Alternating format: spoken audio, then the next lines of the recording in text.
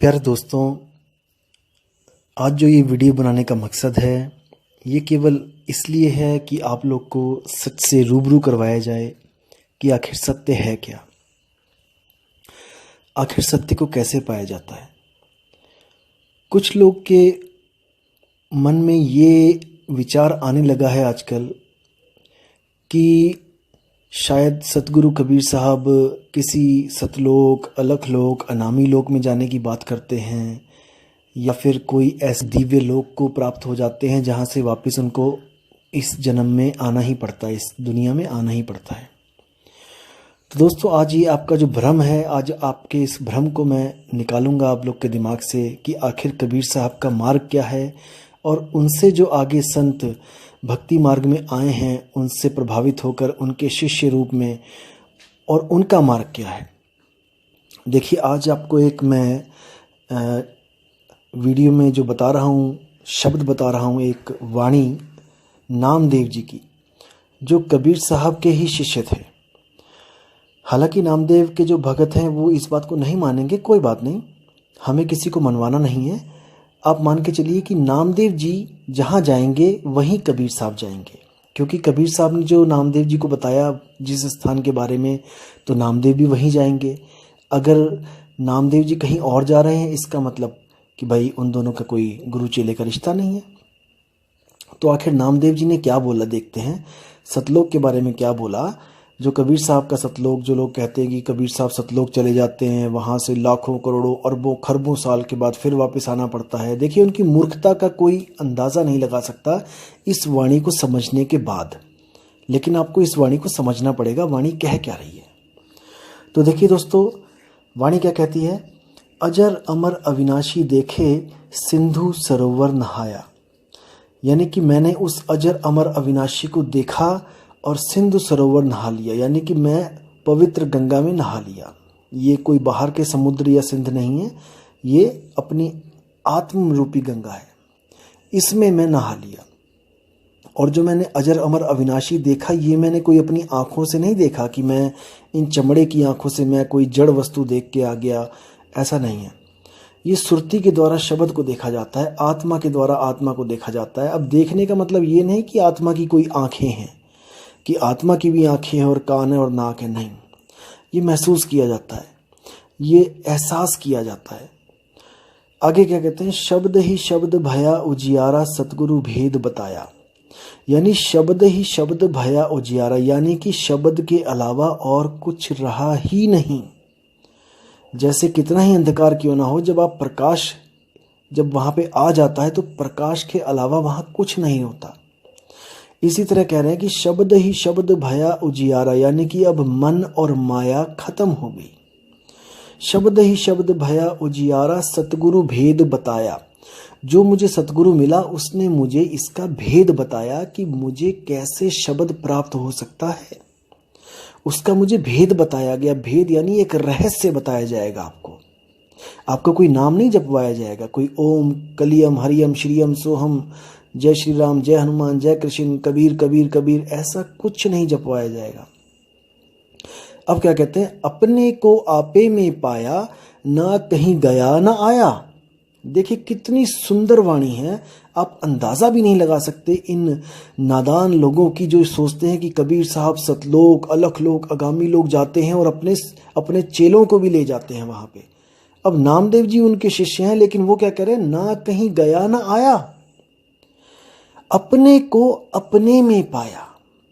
अब इसका क्या मतलब है कि जो सतगुरु कबीर साहब जो ज्ञान देते हैं, जो नाम दान देते हैं, जो आत्म स्वरूप का ज्ञान देते हैं, उसको पाने के लिए आपको कहीं जाना नहीं पड़ता कि आप उसको सतलोक में जाओगे तब आपको मिलेगा। आपको घर में बैठे बैठे ही वो आत्म स्वरूप प्राप्त होगा, क्योंकि वो आपका ही स्वरूप है। अपने आप को प्राप्त करने के लिए आपको सतलोक नहीं जाना पड़ेगा। आप यहाँ पे भी हो, आप सतलोक में भी हो, आप कहीं भी हो, आपको वो आत्मज्ञान बैठे बैठे वहीं मिलेगा। लेकिन जैसे आपको पता है कि एक बार ये देह छूट जाए, स्थूल देह छूट जाए, तो फिर गुरु करना आसान नहीं होता। गुरु मिलना आसान नहीं होता। इसीलिए इस स्थूल देह की ही प्राथमिकता है कि इसी स्थूल देह में आप किसी न किसी गुरु को, जो आपको सतगुरु के लक्षण दिखें, आप उसको तत्काल गुरु धारण करें और भक्ति में अग्रसर हो जाएं। अब आप क्या कहते हैं, ज्यों कामिनी कंठ का हीरा आभूषण विसराया, संग की सहेली भेद बताया, जीव का भरम नशाया। अब कह रहे हैं ज्यों कामिनी कंठ का हीरा, जैसे किसी औरत के कंठ यानी कि गले का जो हीरा है, आभूषण विसराया, उसने गले में ही पहन रखा है लेकिन वो भूल गई पहन के, और वो जल्दबाजी में अब ढूंढ रही है कि मेरा हीरा गया तो गया कहाँ। जैसे दोस्तों हमारे साथ भी ऐसा होता है, कई बार हमारी जेब में चाबी होती है और हम लोग जेब ना देखने के कारण हम लोग इधर उधर भटकने लग जाते हैं कि वो चाबी कहाँ है, और अंत में जब हम जेब में हाथ डालते हैं तो हमें अपनी मूर्खता पे हंसी भी आती है। तो इसी तरह बोला है कि संग की सहेली भेद बताया, जो साथ की सहेली थी, जो भेदी थी, जिसको रहस्य का पता था, उसने भेद बता दिया। अब उसने कोई मंत्र नहीं दिया, कोई जाप नहीं दिया उसको जपने के लिए कि उसको जपेगी तो वो कंठ का हीरा उसको मिलेगा, नहीं, वो उसके गले में ही है और उसका केवल उसको भेद बताया गया। संग की सहेली भेद बताया, जीव का भरम नशाया, जैसे मृग नाभि कस्तूरी बन बन ढोलत धाया। देखो कितना सुंदर उदाहरण है। जैसे नाभि में, जो मृग की नाभि में कस्तूरी है, अब उस कस्तूरी को पाने के लिए वो बन बन भटक रहा है, लेकिन उसको कोई ऐसा नहीं मिल रहा जो उसकी कस्तूरी का ज्ञान ही उसको दे दे। जो भी मिल रहा है वो क्या कह रहा है, ये मंत्र जप लो, वो मंत्र जप लो, ये साधना कर लो, वो साधना कर लो, लेकिन कोई भी आत्म साधना नहीं करवा पा रहा है, खुद की साधना नहीं करवा पा रहा है। सब किसी ना किसी को पकड़ा रहे हैं, उसको पूज ले, उसको पूज ले। कबीर साहब ने कभी नहीं कहा कि मुझे पूजो, कभी नहीं कहा। कबीर साहब ने क्या कहा, मुख से कहे कबीर कबीर तो न कटे काल की पीर, नाम हमारा सब जग लेता, भेद हमारा कोई न कहता, मेरा भेद पावेगा सोई, जाका सतगुरु पूरा होई। कबीर साहब कहते हैं मेरा भेद यानी कि मुझ तक पहुंचने का भेद, यानी कि आत्म स्वरूप तक जाने का भेद किसी किसी बिरले संत को पता होगा, और जिसको परमात्मा के द्वारा बताया गया होगा। ये कोई अपने से आप होने वाला ज्ञान नहीं है कि खुद से ही ज्ञान हो जाए, ऐसा कभी नहीं हुआ। वो जो उसकी नाभि में जो कस्तूरी है, वो कस्तूरी कभी भी मृग को नहीं बता सकती कि मैं नाभि में हूं। इस बात को ध्यान से रखना है, समझना है दोस्तों। आत्मा आपके पास है, आत्मा कभी नहीं बता सकती आपको कि वो कहाँ पर है। ये सब भ्रम का ज्ञान है, ये सब मनमुखी ज्ञान है, ये मन की कल्पना है कि मुझे कोई बता गया, मुझे किसी आत्मा की कृपा हो गई। आत्मा की कृपा कभी होनी होती तो युगों युगों तक हम यहीं भटक रहे हैं, हमें कब की हो जानी चाहिए थी। आत्मा की कृपा कभी किसी पे नहीं होती। आत्मा तो खुद एक सैन की तलाश में है। उस आत्म तत्व को जब गुरु सैन देता है, तब उसको उस सैन के द्वारा अपना ही आत्म तत्व मिलता है। दोस्तों इसको समझना पड़ेगा, इसको समझना पड़ेगा मैं क्या कहना चाह रहा हूं। जो आत्म तत्व है वो ही आत्म तत्व को प्राप्त कर सकता है। मन मन को प्राप्त कर सकता है, तन तन को प्राप्त कर सकता है। तो आत्म तत्व ही आत्म तत्व को प्राप्त कर सकता है। तो सैन किसको चाहिए? आत्म तत्व को ही आत्म तत्व की सैन चाहिए, ना कि मन को सैन चाहिए। मन को तो सैन मिलेगी मन की। मन को अगर कोई सैन दे रहा है तो वो मन के द्वारा ही दिया जा रहा है और मन तक ही प्राप्ति हो सकती है। लेकिन आत्मा को सैन आत्मा के द्वारा दी जाती है, तब उसको आत्मा की प्राप्ति होती है।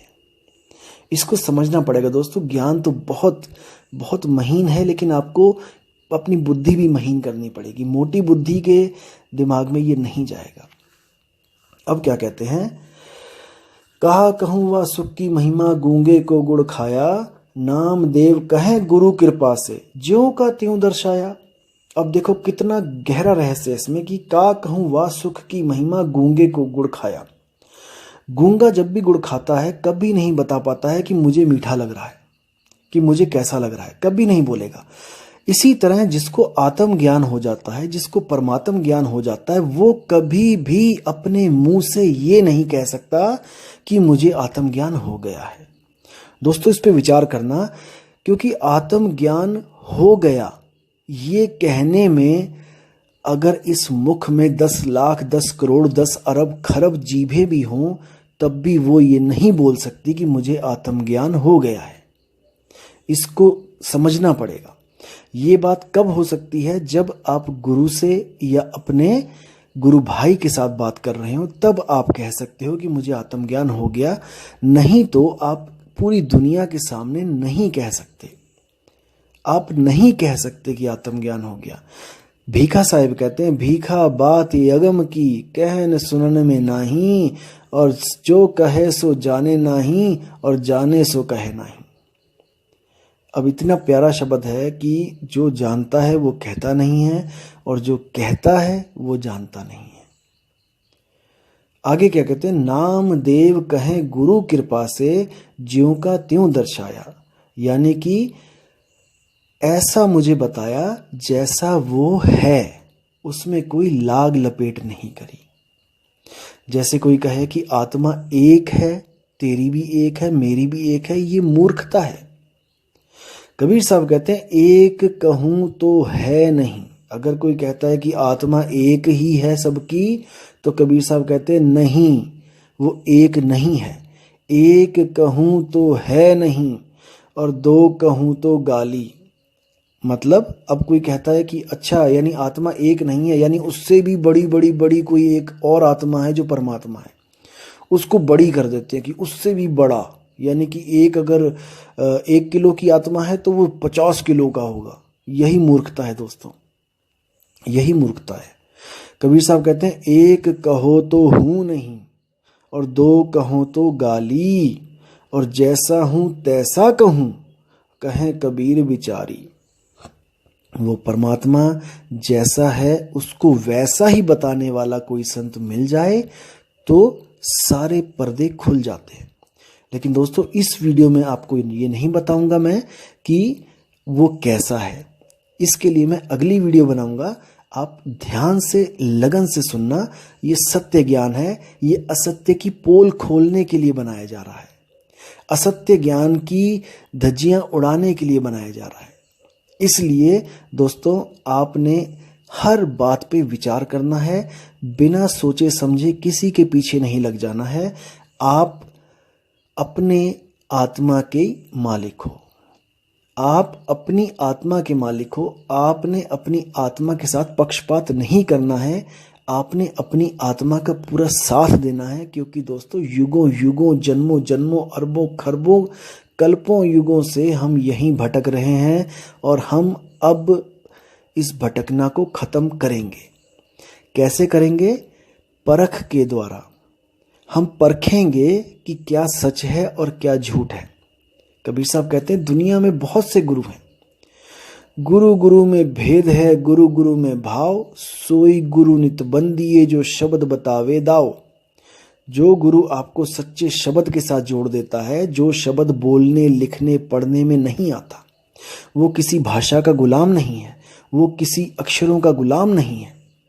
कबीर साहब गुरु ग्रंथ साहब में 340 पेज नंबर पर साफ साफ वाणी में बोलते हैं कि 52 आखर लोक त्रय सब कुछ इन्हीं माही, ये आखर खिर जाएंगे वो आखर इनमें नाही।